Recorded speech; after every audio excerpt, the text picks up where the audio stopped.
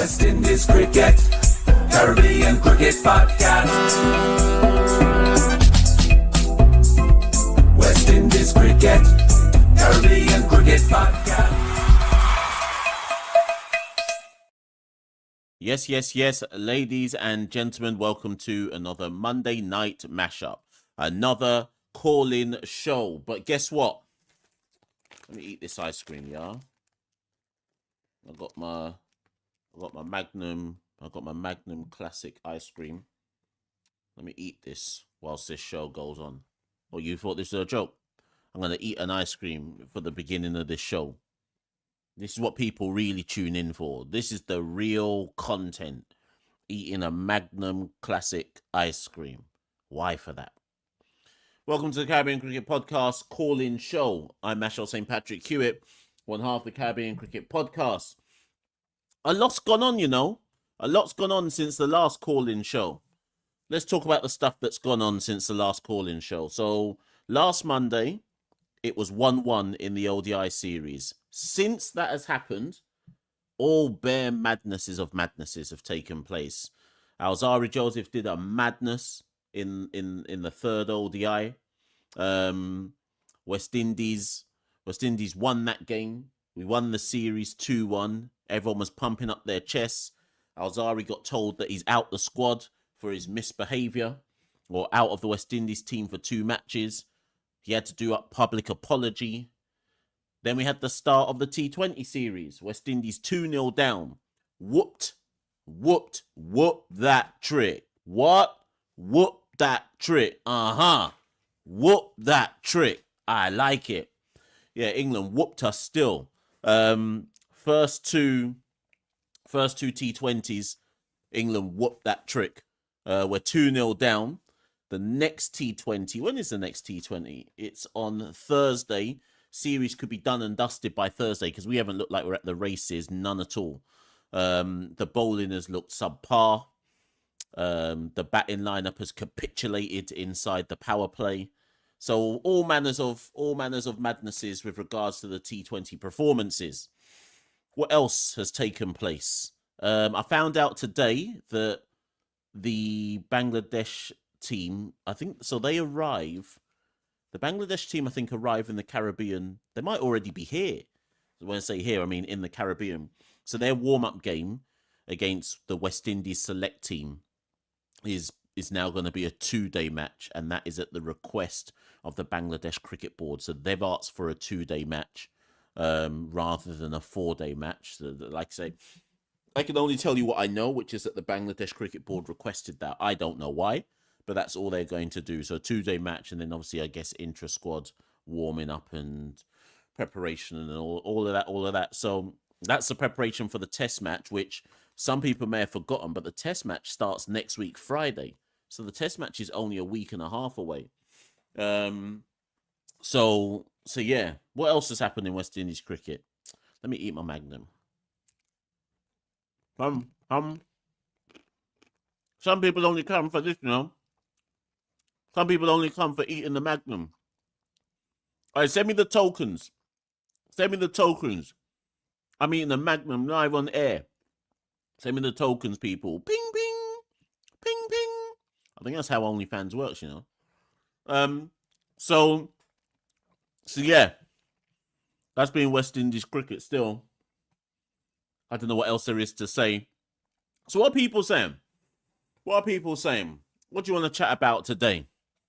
You lot run the content as ever. This show has to end within an hour.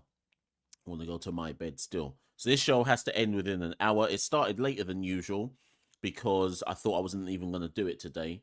But anyways, let's see what's let's see what people are saying in the comments. Oh, Shane says I've got the Hetty diet going on. Yeah. Sometimes you have to have a Magnum, even, you know. Sometimes you have to eat a Magnum.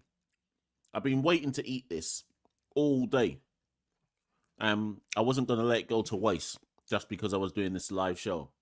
The real reason I started eating this Magnum was because I was like, when people are just chatting, I can just eat a Magnum. And so they can get on with chatting and I can just enjoy my Magnum and life is good. Dre says 2012 and 2016 we used 9 and 8 bowlers respectively to win the World Cup. Now we're struggling to play 6 bowlers. No surprise with the losses. Okay, here's one.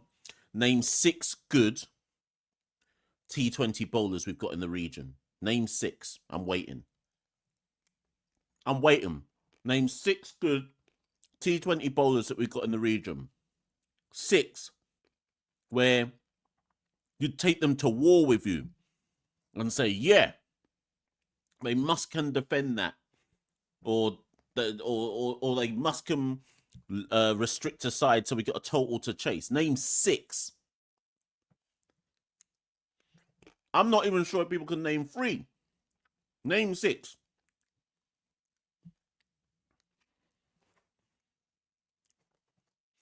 So whilst you lot try and name 3, much less 6, let's keep moving with some other comments. Vims says, or VMBS even says that the wicket in Barbados was bat first. Yeah, most wait, what? Bat first? No, you mean bowl first. There's big question marks to be asked about if West Indies know how to set a score. I think in that ODI series there was a stat put up which said that we've only won 25%. No, I saw another stat. Did anyone see that stat which said something like, I saw a stat for 5.9%. Was it like our results since 2022?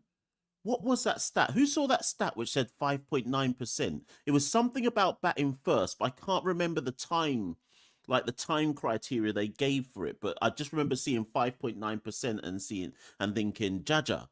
It was something like we've only won. It was something ridiculous. Like we've only won 5.9% of the time batting first. Do you know how ridiculous that is? Let me eat this Magnum, boy.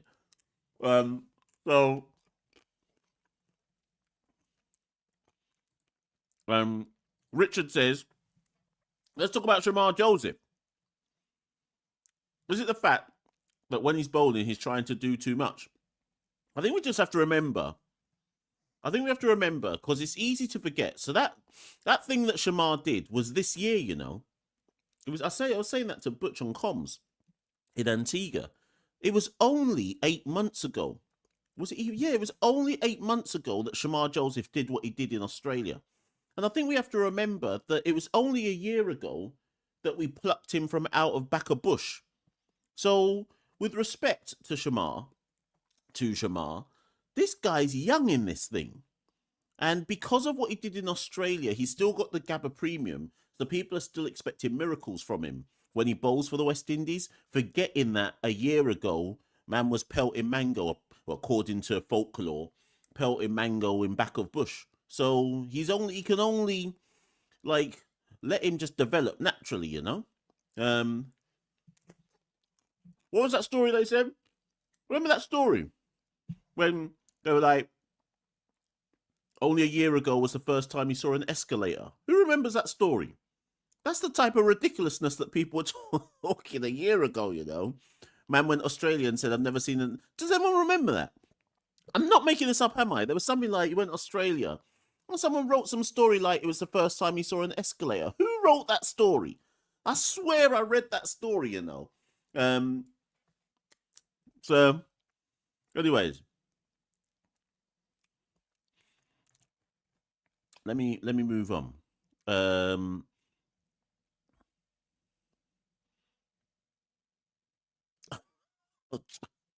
Josh Burgess says we do not have not one Bumba Clark good T20 bowler.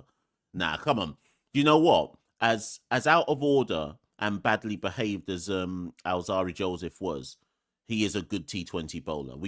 Let's at least give some respect to Alzari. I'm not saying he's great, but Alzari is a good T20 bowler, and we've seen in these first 2 T20 games that for all of his flaws, we do need Alzari in this format of cricket.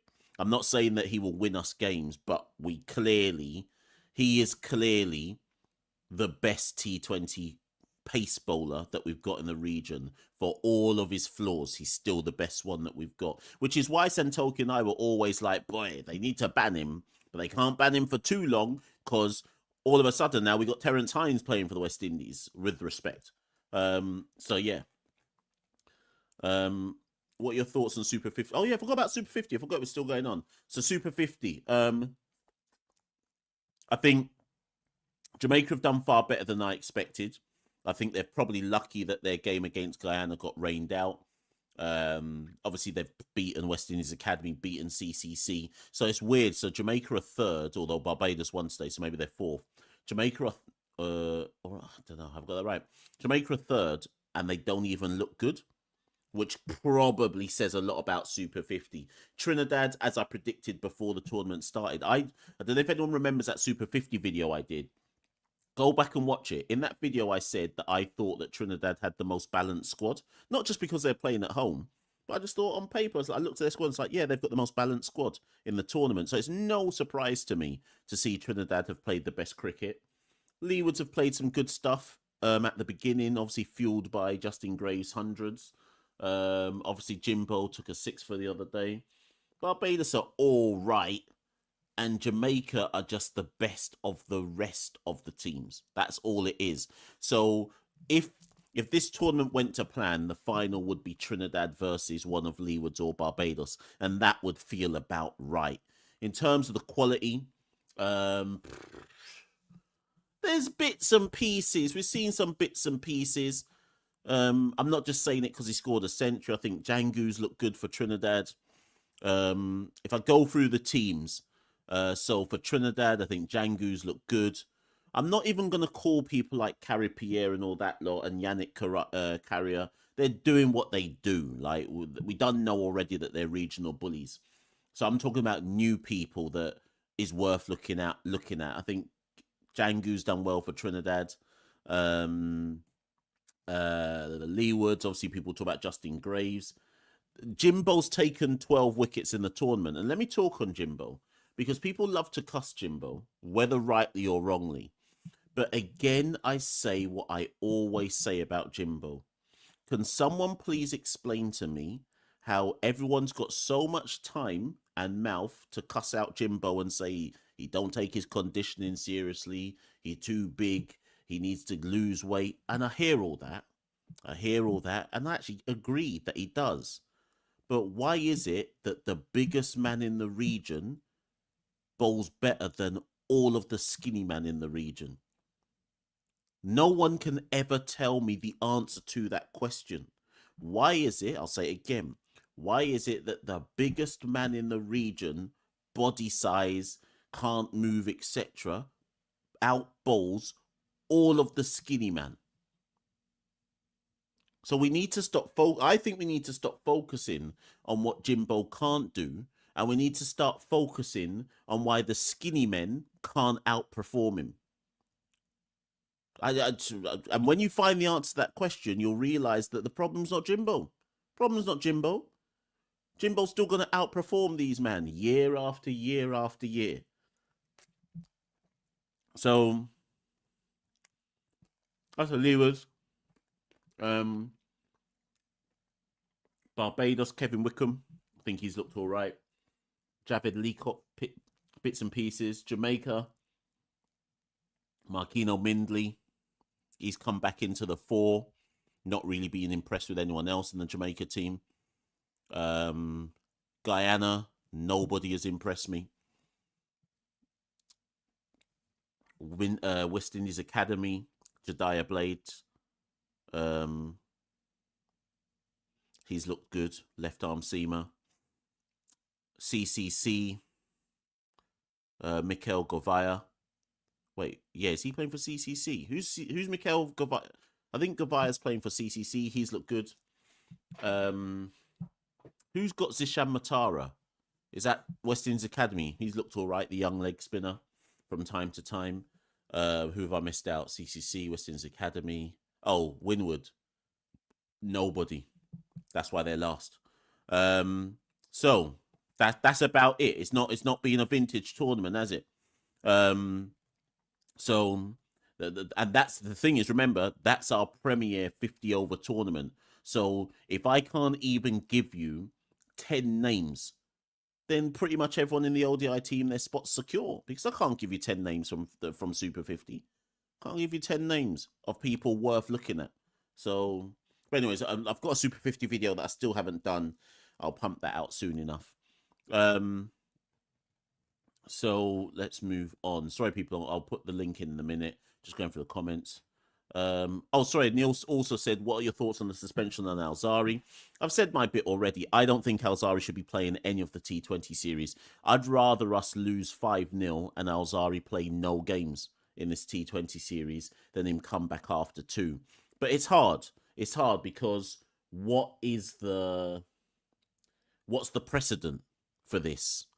Fazir Mohammed wrote a good article in the Trinidad Express talking about previous issues of bad behaviour in West Indies cricket when Michael Holding kicked down the stumps in New Zealand, when Viv ran up on a journalist. I can't remember which ground it was in. He declined to mention, maybe because he forgot, about Lara and them man pulling up in London and refusing to fly to South Africa. Could have mentioned Bravo and them man refusing to play on in India. But none of that is a player wanting to fight his captain and then just walking off the pitch. There's no precedent for it. So I don't know. Whatever punishment was set, some would have said too harsh, some would have said too lenient. If it was me, I would have said you're not playing any of the T20 series, go home, and then picked him after that. But, and you know, people will have different thoughts on it. Dre says, what do I think about Crick West Indies naming the squad one day before the series? What squad? The test squad? Oh, the T20s. That's what Cricket West Indies do. Like, I'm tired of it now. That's just what we do. What you should be asking is, where's the test squad? The first test starts. In fact, where is it in Vinci? Where is that for? Or is it in Antigua? The first test starts in Antigua on next Friday. No one knows who's in the test squad. Obviously, we can guess, but we don't know. Is Shamar Joseph doomed to being a one-match wonder? No.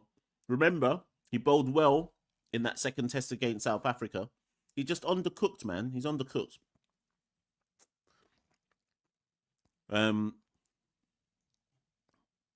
I think based on Russell's got an ankle injury, I'd be shocked if he plays any more of this T20 series. Malcolm says we've lost 19 out of 21 ODIs batting first. Bloody hell. What about T20s?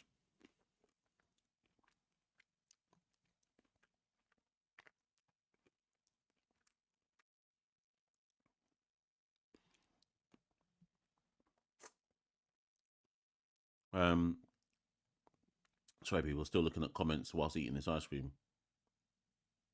Denzel says, my father has bigger expectations than you. He curses Alzari's bowling each ball he bowls. Should we be concerned about Brandon King? Last time you applied some pressure. That's true, you know. That's true. Brandon owes me, you know. I was sticking it on Brandon coming on the show, and I was just sticking it on him saying, boy, that's 10 innings now, no 50. Boy, that's 11 innings now. Boy, that's 12 innings. Brandon responded with a century. It looks like more time CCP just has to just cuss and get on bad. And then players have two options. When we cuss and get on bad on CCC, players have two options. They can either chase me and run me down with a bat, or they can produce on the pitch and say that Stink London man doesn't know what he's talking about. So more time I feel like I must just carry on and cuss, yes? But we got to give Brandon averages 30 in ODIs, and he's definitely our T20 incumbent opener, so there's no questions about him in T20. People just have to decide, is a guy averaging 30 in ODIs and looking good but getting out just basically our level? That's for you lot to decide. First test is in Antigua, second test is in Jamaica against Bangladesh. We'll beat Bangladesh 2-0. I've got no doubt about that. We'll whoop that trick in the test matches.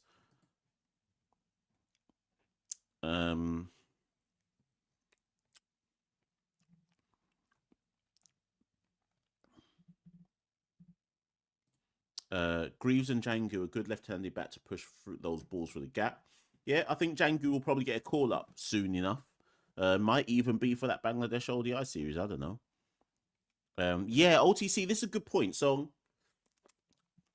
I do wonder, they've given Alzari a 2-match ban, but I wonder if they're just not going to pick him for the remainder of the T20 series. So technically he gets a 5-match ban, but just not officially. I've been wondering that. Patrick says, do you think West Indies will bounce back and win all 3 matches in St. Lucia? Nope.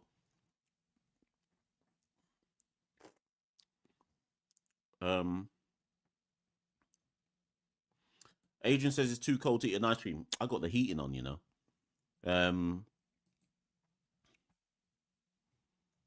Anyways, let me put this now. This ice cream's melting on me because I'm not eating it quick enough. Right, okay. Let me put this link in the chat. Okay. Right, there we go. Whoever wants to come on, links in the chat. Come on the show. Talk your talk. Don't talk too much, though. Come on the show, do your thing. Mango says, does Casey Carter get in the test team? He's already in the test team. Remember, he played that second test against South Africa. So he's already in the team. That's not a question mark. Who did he replace again? Who did Carter replace in the test team? Who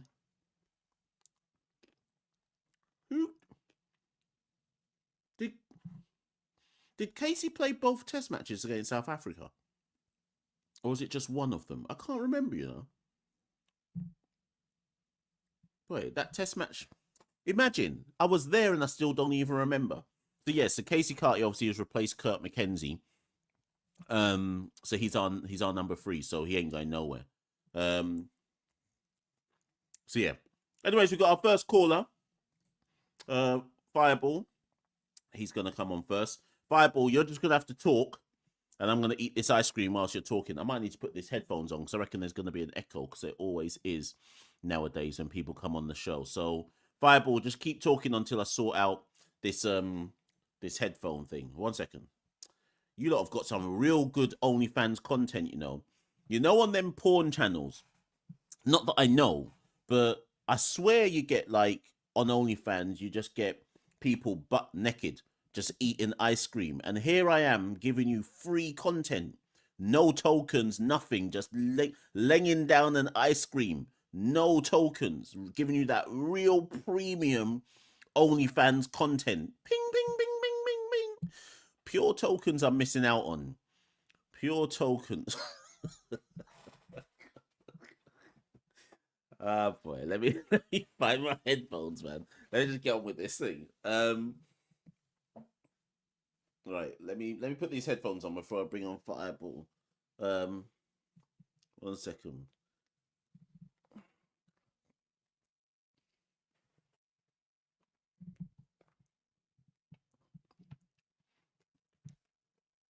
Right, okay. Right. I think I got this ready now. Let me bring Fireball on.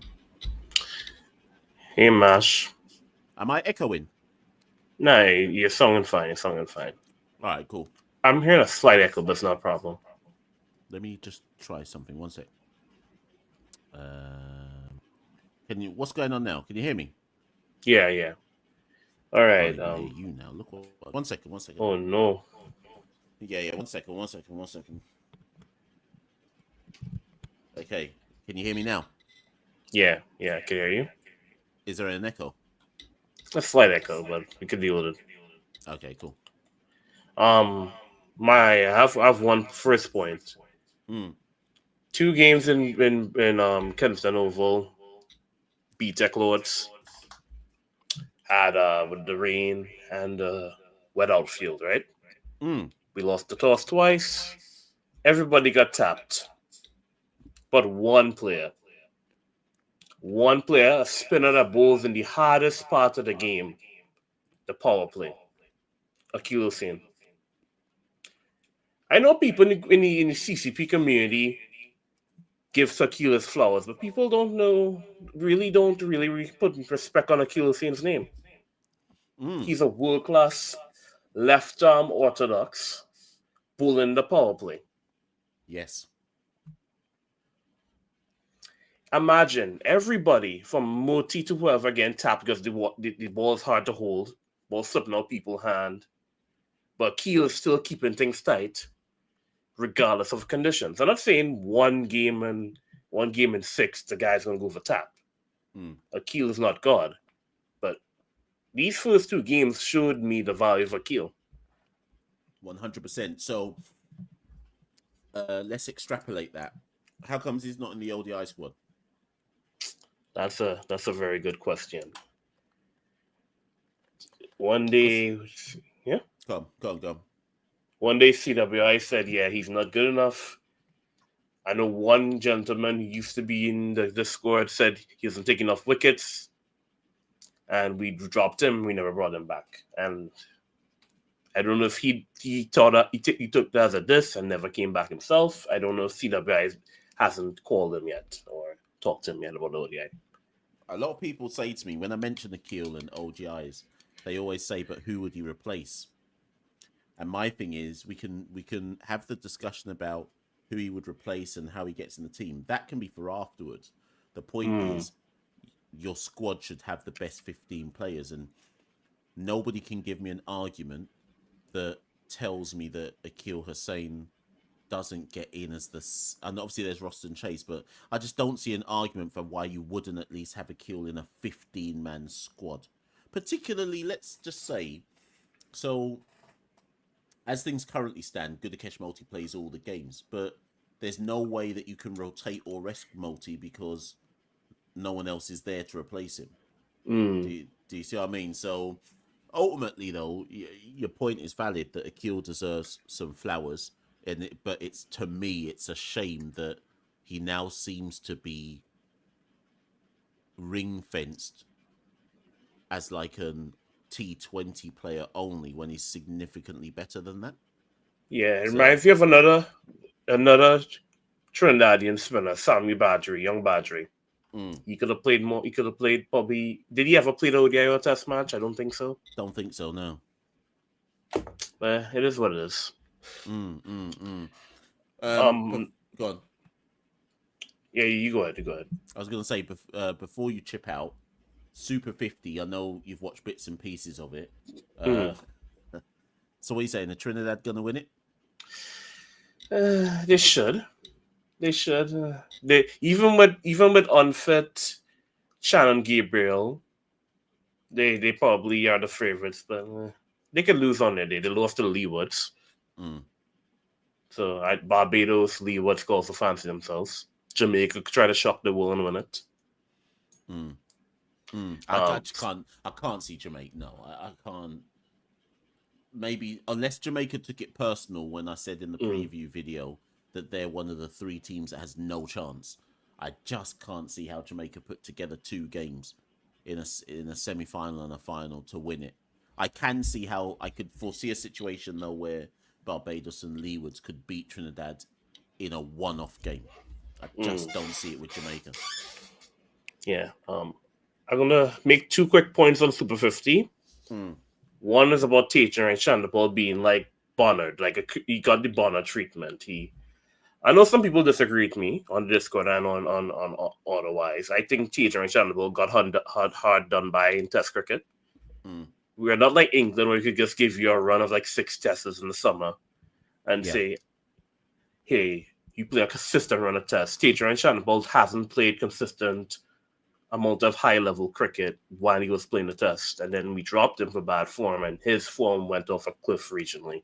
He had a rough 4-day. He's having a terrible time in Super 50. Yeah. So I'm feeling Vittage. I just pour him one out Vittage. I hear and I do. Yeah, I'll just jump on the back of that. I do hear that because looking at Tage right now, I can't envisage a way that he gets back into the West Indies setup. Now, some people might say that's because he don't deserve to, and so on and so forth. But I've seen players worse than him get a longer stretch of form and run than he has, and it just looks like everyone's decided, well, He's no good, and that's that now. So I don't know where in the pecking order he is, but I'll always remember that Santoki and I had this discussion prior to the England tour. When we looked at the numbers for who was going to go to England, obviously Louis had top scored in the first class season, and there was this clamour to say, well, he's got to go because recency bias, recency form, he's got to go, even though it was his first 7 matches of his career. And then McCaskey went as the 3rd opener. But when you looked at the numbers from the first class season, he hadn't done anything that Tage hadn't done. Exactly. So it was this weird thing where it's like, okay, Tage has been dropped from the test squad. He's come back to regional cricket. He's done just as well as McCaskey. Louis getting recency bias pick, and Tage is just told, well, it's not your time, it's not your chance. Like, and you're going away to England. So I don't know. But like I say, I think he's done for a long time now. Unfortunate. He probably wasn't the most skillful player, but like Casey Carty, he put a price on his wicket, and in Test cricket, I value that. No matter how ugly it looks. Yeah. My last point is, I know some uncles was cussing me that saying that Django was better than Imlach this year. Yes. I'm gonna bring more stats to tell you. 2 more innings. Imlach played 2 more innings than Django so far with 4 less runs. Django's average 58. That's good. 77 strike rate. I mean Imlach's average, by the way. That's Imlach's average and strike rate. My apologies. Yeah. Django's average 84 with a 85 strike rate. 1 more 100 in Imlach if people care about milestones. So, what are you saying then? Are we saying that should Josh De Silva get injured, it's Amir Django who comes in to replace him? I'm saying that, yeah. For the Test squad, the ODI squad, it's unfortunate, but the middle order is too deep, and the depth chart's way too long for a middle order. To see Django really realistically starting in the ODI squad unless something bad happens to someone like a Kesey Carty or Rutherford. But the Test squad, I think he had a better 40 in Imlach, and he having a better Super 50 in Imlach. I think he should make the Test bench over Imlach. So obviously the Guyanese, when they come and listen to this on the replay, are gonna cuss you out. It was Fireball who made this point, everyone, but I do think there's validity in what Fireball is saying here, that possibly Django now leapfrogs Imlach, but people will say, but Imlach's not being given a chance yet, so how can Django leapfrog him? I'm not going to answer that one either way, Fireball. I'm going to wait for the comments to come in to cuss you. I mean, again, these aren't cuss me too much. A big up Tage and right Chandal, I think, and I'm going to mention 2 quick players real quick. I'm not going to go too hard on this. You know my feeling about milestones. I think milestones are cool and all, but I value consistency over milestones. 2 Guyanese players, I think Kumal Savory. Sorry if I pronounce those names wrong, and Kevin Anderson. Yeah. They don't make big, sexy milestones, no hundreds, no swashbuckling 50s, but these guys are constantly making scores in regional cricket. And I think they deserve a shout. Okay, yeah, I hear that. And actually, do you know what? When I was just doing my quick Super 50 thing at the beginning, I forgot Kevin Anderson. He's not been brilliant this season, but he's one of the more passable batters on the Guyana side. So yeah, I hear that. I hear that, but they're not players you're going to search and look out for. So I hear your argument there. Yeah, so I'll leave you there. All right then, no problem. Thanks, Viable. Gonna go straight over to Josh people and bring him on next. Yes, Josh. Well, you know what? It's done that I had to. Well, go on. How you doing? I'm good. You all right? I'm good. First of all, I want to say that 2-game ban was too soft for me on Ansari. And I don't think it was. Hold on, don't move much. Don't move. Hold on. I'm going to pause this. Okay, yeah. You can hear me now? Yeah, all good. Yeah. I think it was just too soft. And, I just think that we're a little bit inconsistent with the punishment that we give to some of our senior players or players of disciplinary issues. if you understand what I'm saying. Yeah. A couple years ago, there was a story about Haley Matthews, and she did something crazy in the team bus. Don't know what that was about. And she Yeah, got she the got 8-match an ban. 8-match ban. Yeah, I think she had a fight. I think she had a Yeah, fight she on got the a final pitch. in an Can't 8-match remember ban. who with. Yeah. So what are we gonna say about that? You see what I'm saying? Like, is there some senior privilege or some male female privilege? Like, what's that all about? Yeah, and I'm not trying to say like, oh, Azari needs to go away for the rest of his career. No, what I said was, take him out for the rest of the calendar year. You know, Yeah. cool off, and we see you next year, big man. You know, like you, you know the thing is, Mash, it was displayed out in public, and it was up against his own captain. You know. And I agree with you, Matt. This whole fake face, this vex face thing, like a lot of people call him and describe it to him, and it's like, bro, like they're like, yo, Josh, it's almost like he's trying to put on a show, and it's like it doesn't feel genuine. Like it doesn't feel like he's actually angry. It just looks like he's trying to show. I don't even like one of my brothers was like, yo, this man should just audition for a show. Stop doing this cricket thing because it feels fake. It feels very disingenuous. The only bowler in my era who I saw do the vex face thing was Curtly Ambrose, right? But Curtly Ambrose was taking wickets at 21 apiece. So man can do vex face because you're literally about to bowl someone down. So you can have a vex face when you're bowling all you want because you're producing. And that's my only issue around the vex thing. Like if you're gonna do the vex performative thing, take some wickets then. Like be consistent. And you know, Mash, you know how I know it's disingenuous? You go ahead and bowl that really fast 448k. Bounce up, what's the batsman? I think it was Jordan Cox. Jacob Befford. Yeah, Jordan Cox. And then when you're not vexed, you can't bowl up consistent balls like that. You see what I'm saying? Like you keep it's a spraying it worrying fire. sign. It's a worrying sign that for you to bowl something that everyone knows that you've got in your locker, you have to be wound up so much to produce your best delivery when actually all people ever want from all people ever want. I mean, and in fairness, let me defend Alzari slightly, not for his behaviour, no, but let me defend Alzari slightly in that Alzari broke onto the scene as a 19-year-old, similar to what Jaden Seals did, circumvented the system, came straight into the West Indies senior team, seen as this bright young talent from under-19 cricket. Jaden Seals has done in Test cricket what people think Alzari Joseph should be doing. And the problem for Alzari, and this is my one defense of him, similar to like maybe a bit of a Shimron Hetmeyer, Nicholas Pooran thing, is what people think Alzari is not what he actually is. And there's a potential that, and I'm not saying I'm formulating this idea now live as I'm talking. I just wonder if people's disappointment with Alzari is based on an incorrect assessment of what he should be rather than accepting what he actually is, which is a good bowler on his day, average more often than good.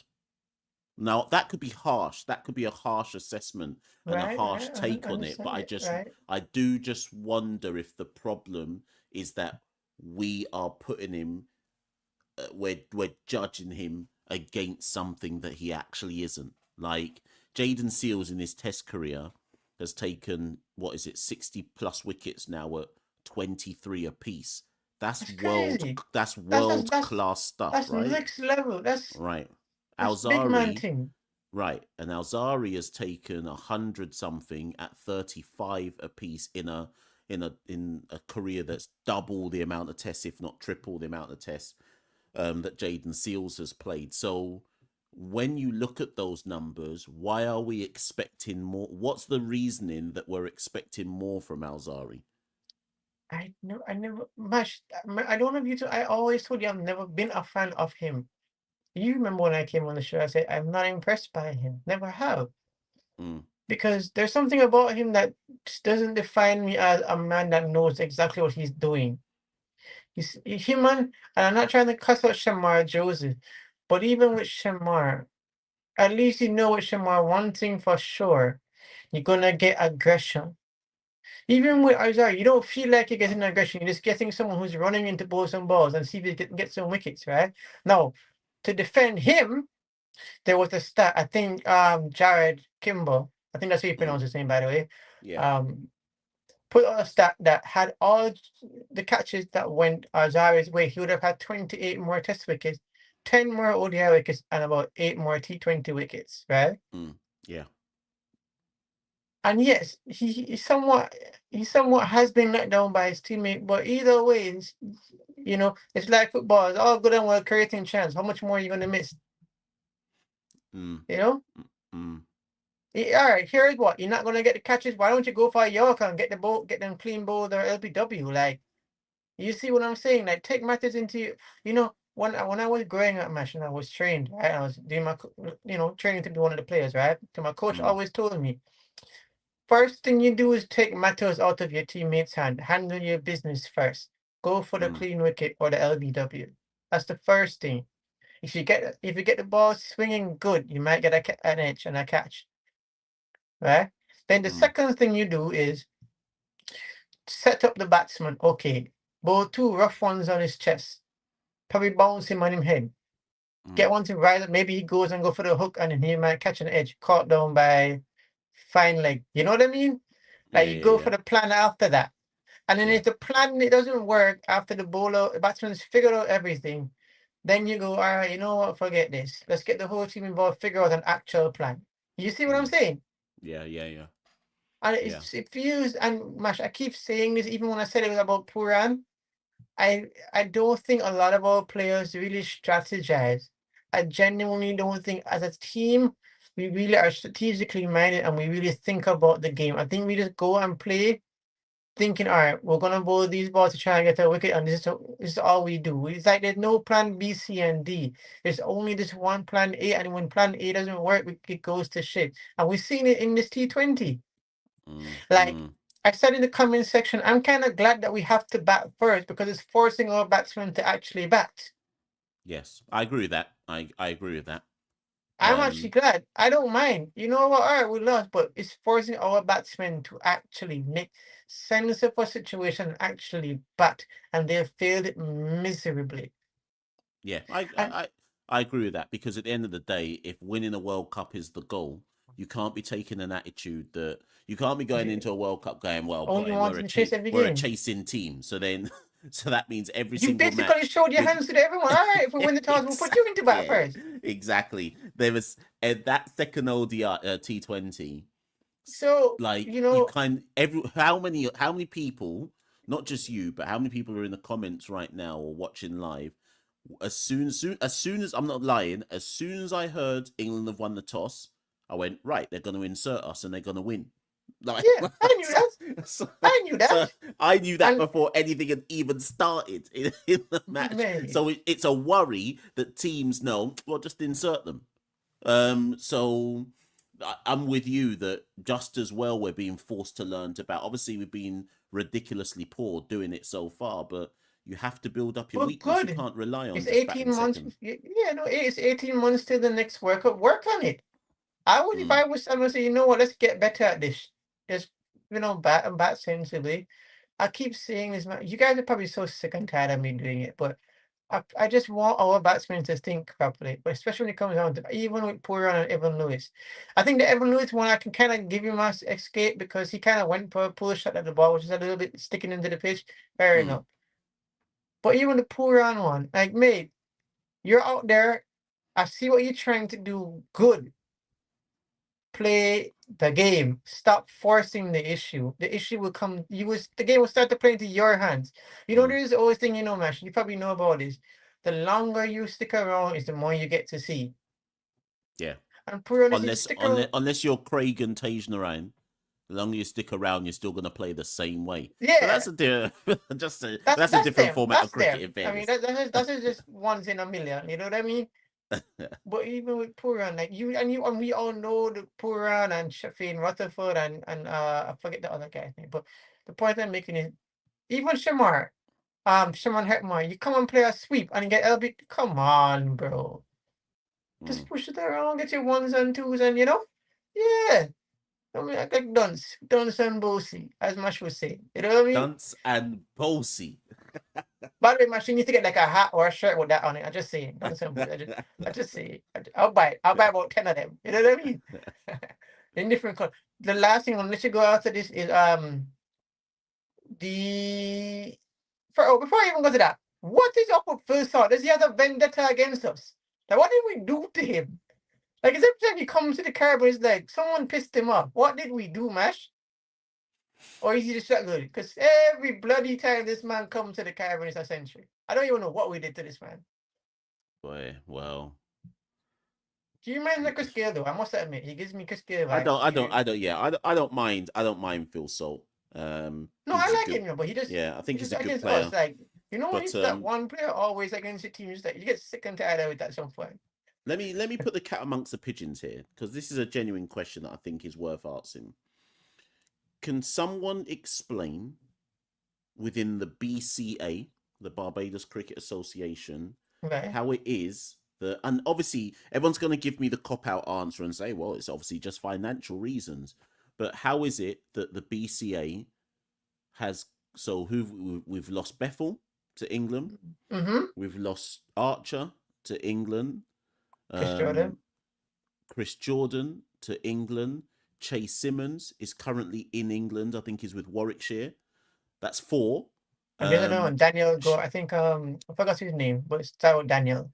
Okay. Shea Hope was actually in England at the age of 18, playing at one of their unis, and was sounded out to naturalize and play for England because they recognized his talent. So all I want the BCA to do is explain to me, how come so many Bajan youth men see, and yes, they've got the passport or the this or the that, but how come so many Bajan youth men feel so content with, let me duck over to England and go play for them? I just want the answers. That's not for Archer and them man to answer for me. That's for the BCA to tell me what are their structures that mean they lose so many players to England, and worse of all, they almost want to skin teeth and smile about it like it shows their progress. Before you're thinking, why is none of these men playing for West Indies? You're skinning teeth and saying, yeah, look what they've achieved for England, as if that helps West Indies cricket. Mash, I couldn't believe listening to Barry Wilkinson on the commentary, right? And it's almost as if, yeah, okay, you're a fan, fair enough, and you're commenting, but hey, you sound happy he's gone to England. Like, you're supposed to be cussing the BCA. Like, yeah, like people all taking it as a symbol of pride, saying, "Oh, look what they've done for England." But that's not West Indies. That's my point. And it's good. It's hard enough when you lose one, but brother, we lost basically a handful, and we probably are in the process of losing more as we speak. Brandon Look Horse says, if I'm a youth man with a good cricketing pedigree, I'm flying out to England first flight. Now the thing is, luckily for the region, Jamaica can't lose players like Barbados lose players, because Jamaicans can't even get a visa, much less to come into Jamaica, we have to. We can't. I had to get for me to go to England, I had to get a British visa and a very specific British visa. Oh, and by the way, specific timeline. So, and you missed the timeline, you're getting deported. See, that's it. And even the lady said, you literally said, do not mess this up. Yeah. So, boy, I don't know. Anyways, that's a. I just want to know, because I'm curious. It's like it's always and it's Barbados. It's not like Trinidad. It would be like a Trinity going to India, and then bearing Trinity go to India, and you never get them back. But that's not the case. It's Barbados and England. Mash. You know what? Maybe if we say too much, we might get in trouble by it. All I can say is, Sweet Caroline, good times never feel so good, so good, so good, so good. That's all I've got to say to that. Listen, Josh, let me go to the next call. Yeah, go ahead, man. You go take care, man. All right, no problem. Yeah, man. You stay good, man. Stay good. Yeah, cool. Listen, what time is it? 49. Right. So we got 10. I think 5-10 minutes for a lock this one off, people. This one being a bit of a quick one, to be fair. My laptop's been playing up. I'm surprised it's not just shut off. It's been playing up all week. I thought this live would just shut off. Maybe it's going to do so with our final caller, which is St. Lucia werewolf. So, oh boy. Right, St. Lucia werewolf. Let's go to him as our last caller of the day. Like the live, people. Sorry, I forgot to mention that. Like, share, subscribe, all of that. If you'd like to support the Caribbean Cricket Podcast, head to www.patreon.com/Carib Cricket. As little as $1, 1 yen, 1 rupee, whatever your currency is. Kirk says, Mr. CCP, you need to talk about the West Indies' weak bowling attack. We've done that. I asked people earlier on, Kirk, to name 6 good T20 bowlers in the region, and they couldn't name 3. Do you know what though? I said this in the Discord on whenever our last game was, and I mean this with total respect. Someone said to me the other day that whenever they hear me say I mean this with total respect, I then say something completely disrespectful that follows it up. But I mean what I'm about to say. I mean with total respect. Andre Russell is still in our top 5 T20 pace bowlers in the region, right? That's point 1. Point 2, a few months ago, our TNT correspondent Joel Bailey interviewed Andre after a CPL game, right? And Dre said he's not going anywhere. He did a Wolf of Wall Street thing. I'm not fucking going anywhere. He did a Wolf of Wall Street thing, yeah? Right? No, he wasn't shouting, but he did a Wolf of Wall Street thing saying, I'm not going nowhere. I'm playing World Cup in 2 years' time. Andre Russell's 36 years old, and he said with chess, I'm not leaving. I'm not leaving. I'm not leaving. I'm playing World Cup in 2 years. What does that say about our region that Dre, who will be 38 by 2026, the 2026 World Cup, will still be on merit, first choice in our T20 World Cup team?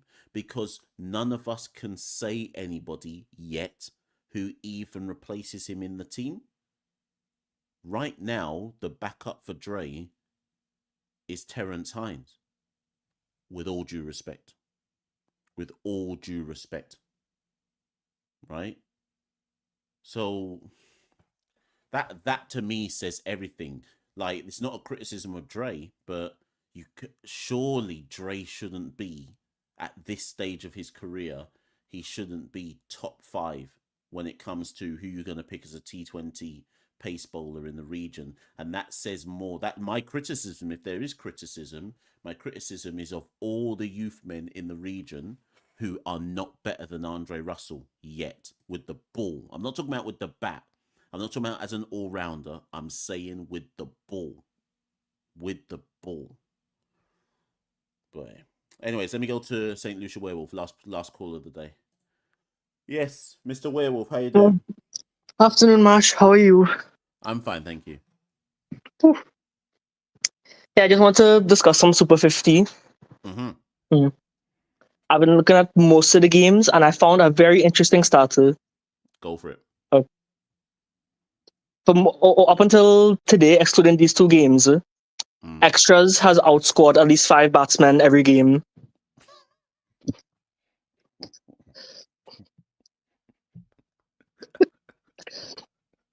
I mean, are you sure about that stat? No, I don't. I know it's true. I know it's true, but I don't want to believe it's true. For the first 4 games, I think it was around 5.4 batsmen. Yeah.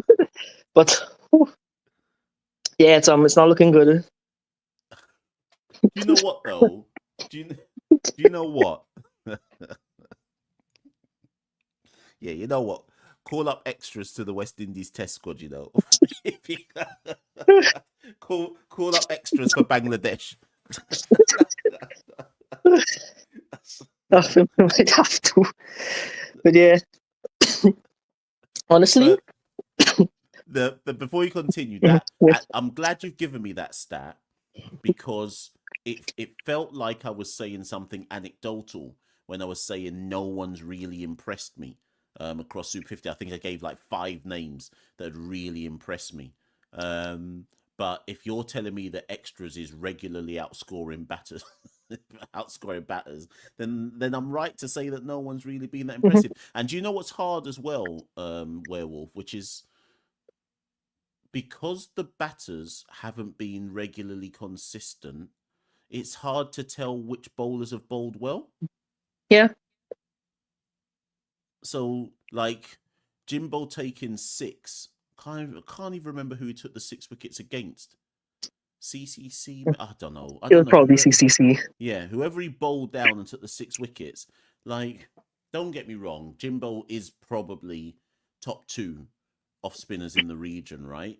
So Yeah. we'd expect him to take wickets, but you even look at Jimbo taking the 6 for and thinking, like, this isn't normal.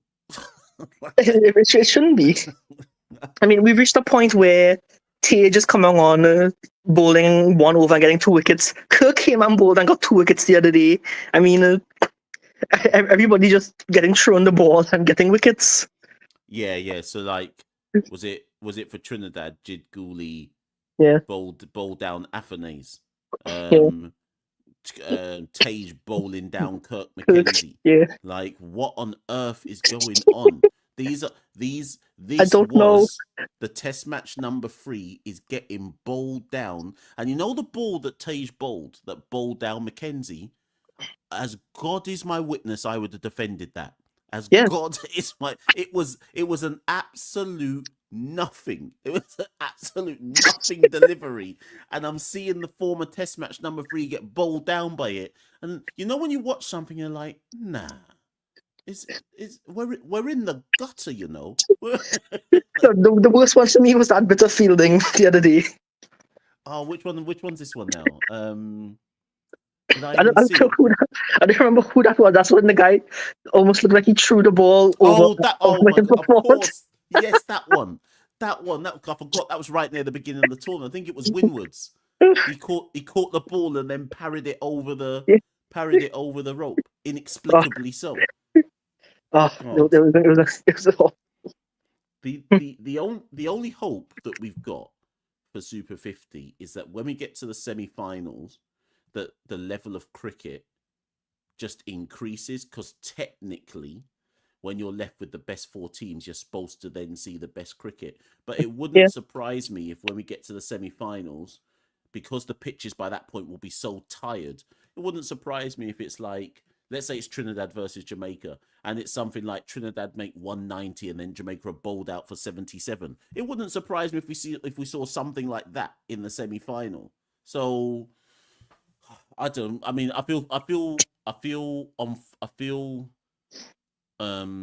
bad for the West Indies selectors, because they've got to kind of sift through all of this and find players, and not just base it on numbers, but try and find something where they're like, yeah, this is the guy, or this is the one. And I just don't know how you work it out when you haven't got much to go on. Yeah, because looking through it, I feel like the only names that stand out to me are probably Minley and Blades. Yeah. Because if I saw through by economy, the top players are Tage and Gooley. Well, yeah, exactly. Yeah. I didn't even know that Jid Gooley bowled like that. This year I'm seeing Gooley bowling bare balls. I'm thinking, wait, I know he can do bits and pieces, but Trinidad treating him like he's a frontline spinner. Like, this is what that's what Guyana's doing with Tage. Tage is bowling 5-6 overs a game. So, but then they dropped him today. Yeah, they did. Yeah, I saw. And in fact, let me just check, because actually it looks like they might chase it down. I thought so. At the moment, West Indies Academy made 200, and Guyana are 113 for 5. Oh, that's what they were like. I think 70 for 5. Yeah, exactly. Okay. So I mean, Kevlon Anderson's on 38, so he's Okay. basically the key. I like what I've seen from Kevlon. Yeah, he looks all right. He looks all right. He looks all right. Kevin Wickham looks all right from like the young battle those are the only names I have written down. And I feel like Nandu is getting there. I just feel like him and Tage was stuck in a point where, like, in the first game, Tage was 21 from 27, and then he was 27 from 50. Yeah, exactly. Yeah. So at least Nandu clearly has ability. He clearly has ability. Yeah.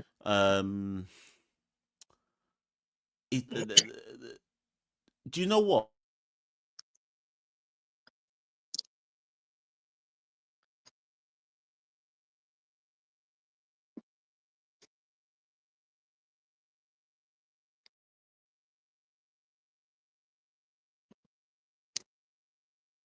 Mash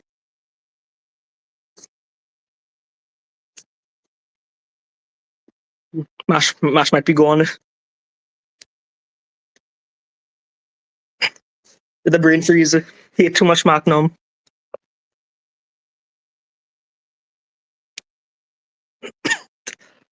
Oh, no, either Magnum got him or Modi got him. It's one of the two. Dang. Poor guy. Time's tough out here. Oh well. So like it's just me.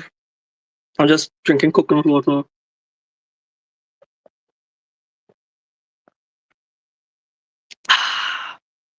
TC, why don't you come on here and we could just bad talk people? Come on, step up. This is the werewolf hour. This is how we run things out here.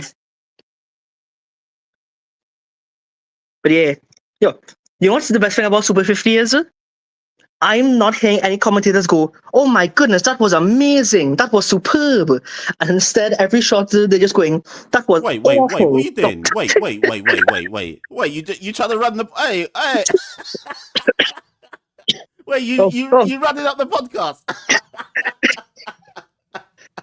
Nothing to see here. You know what? Good. You know what? Well, listen, everyone. Welcome to the Werewolf Caribbean Cricket Podcast. No, do you know what? I'm so happy you did that. You've just done an audition. You just done an audition. All this time, I've been looking for someone to just run stuff. That way Santoki could sleep. Listen, that the laptop didn't actually break there. I forgot that my charger wasn't plugged in, so it just got to 0% and shut off. So we were scared. We thought it was either the Magnum got you or it was J Shaw. Imagine my shock when I came back in and I'm hearing you do podcasts. Listen. Anyways, listen, werewolf. So, listen, before I look off the show, just run me through your list because I missed it. So you'd said to me, I think when I left, you'd said to me, Kevin Wickham. Who else did you have on your Wickham. I like what I've seen from Nandu, but I was really it.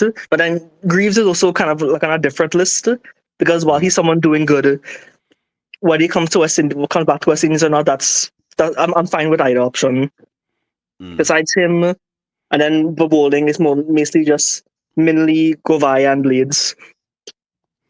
Minley, yeah, exactly. So it's really slim pickings. Okay, let me ask you one more question then. Let's just say West Indies experiment for the Bangladesh series. And they say, you know what? I don't know why they would, because ranking points and they need them. But let's just say, argument's sake, they look at their 15. I think I did a video on this when I did the player ratings video the other day. Let's just say, I don't know, Hetmeyer pulls out personal reasons or Rutherford or whatever. Imagine someone pulls out, a couple players pull out for personal reasons. Who would be the two that you would bring into the squad to maybe play a game against Bangladesh? I would probably have to go Django or Greaves. Right. So you're not looking at any of the bowlers. You're looking. You think at the top of the list is Greaves and Django to have a look at. Bowlers is a good one.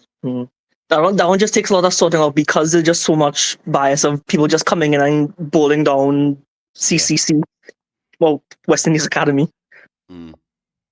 See, that's the thing. Yeah, you can't. I don't feel with that you can look at the wickets, the leading wicket takers column with any confidence and say, yeah, they've had a really good tournament. There's a few like you said, Gavaya. I think you can probably say, yeah, he looks good.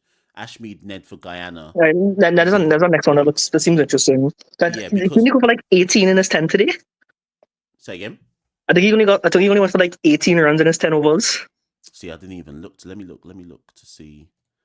I feel like Ned's 18, yeah. I feel like Ned's been good in every single match that he's played for in a down bad Guyana side.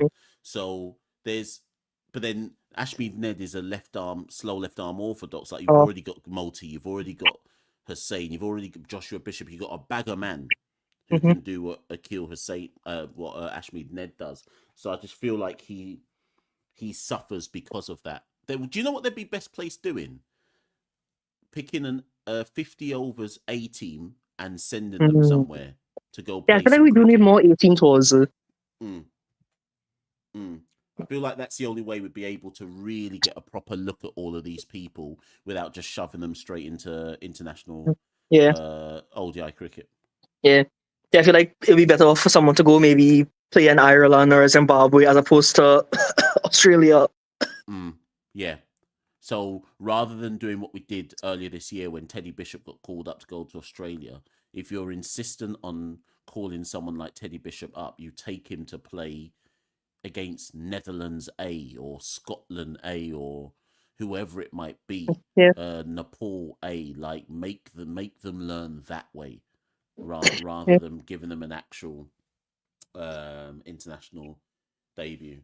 Listen, Werewolf, I'm probably going to call it there, because I've just seen what the time is. But thank you for taking over the podcast. No problem. And dealing with that well. And next week you can actually run it, and I'll ring in as a guest. That sounds great too. All right, listen, I'll catch you soon, yeah? Okay. All right, yeah, cool. Okay, take care. Later. Right, people, yeah, so what's that? Me freezing and getting locked out of my own podcast notwithstanding. Thank you as always, people. Little quick 1 hour show there. If you've just joined in, whether halfway through, 3/4 of the way through, go back and watch on the replay. Little quick call-in show. I'm going to go to my bed. What have we got coming later this week? So let's just look at the diary in terms of what's coming up. So West Indies play England in the 3rd ODI on Thursday.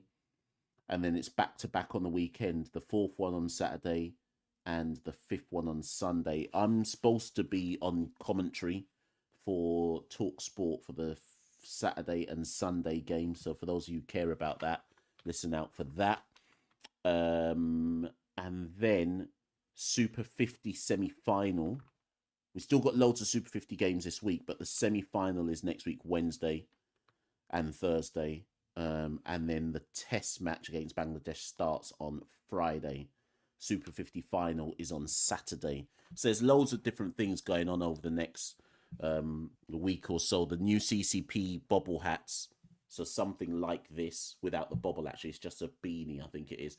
This isn't it, but we've got a CCP maroon winter hat coming. Obviously, if you live in the Caribbean, you probably don't need it.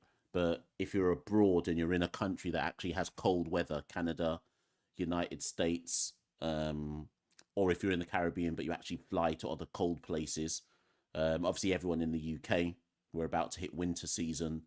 Anyone in Europe, anybody who has a winter CCP limited edition beanies they're being delivered to me, I think, at the start of next week. So if you're interested, hit me up. I'm just sorting out pricing now. Don't know how I'm going to do it yet.